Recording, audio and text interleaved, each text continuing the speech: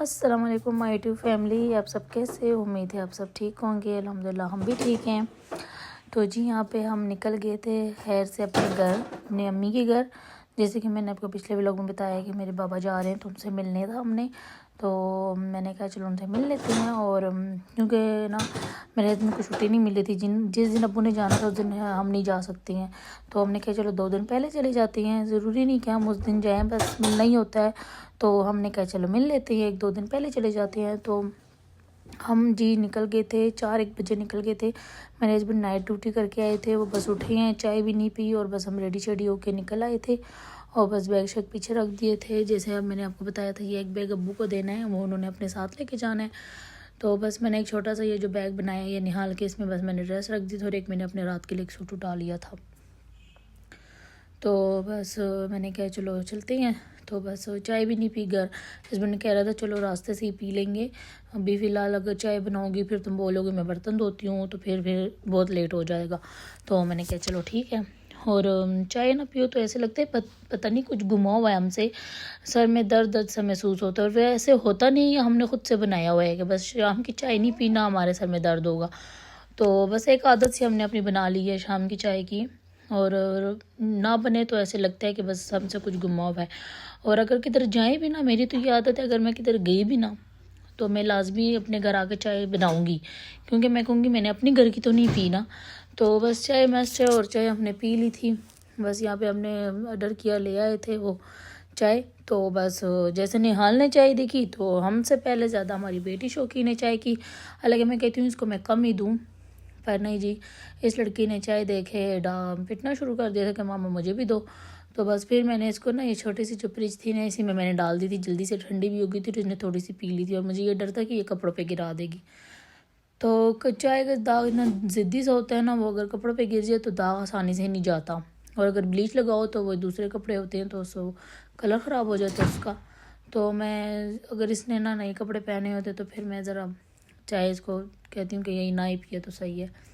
फिर मेरे हस्बैंड उतरे, उन्होंने कोई चिप्स विप्स भी ले लिए थे कि चलो निहाल रास्ते में तंग ना करे, वो खाती रहेगी तो मसरूफ़ रहेगी।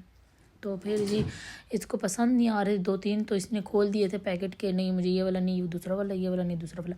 तो बस इसके ये जी ड्रामे शुरू थे। और मैंने कहा ये थोड़ी सी सो जाएगी गाड़ी में तो मैं रिलैक्स हो जाऊंगी।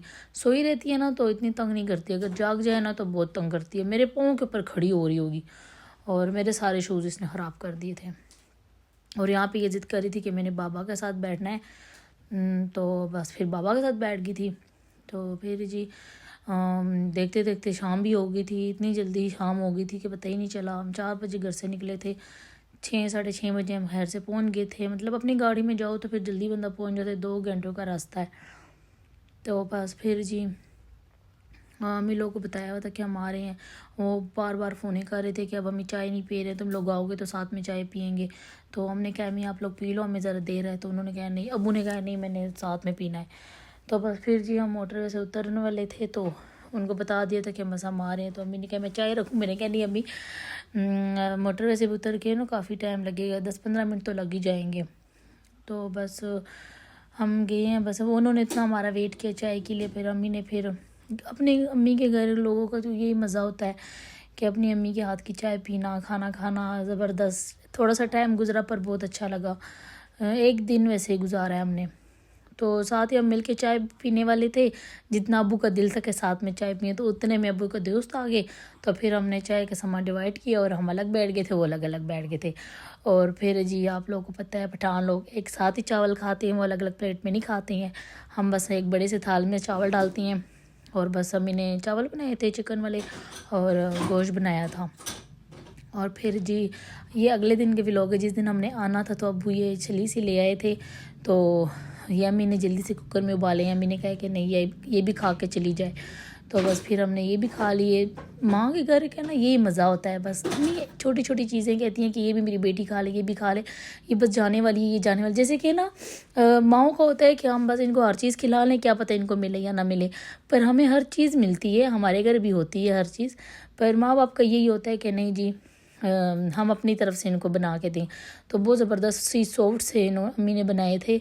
तो बस ये खाए, चाय शाय पी और बस निकल आए। और खैर से जी फिर हम घर वापस मतलब पहुँच गए थे हम।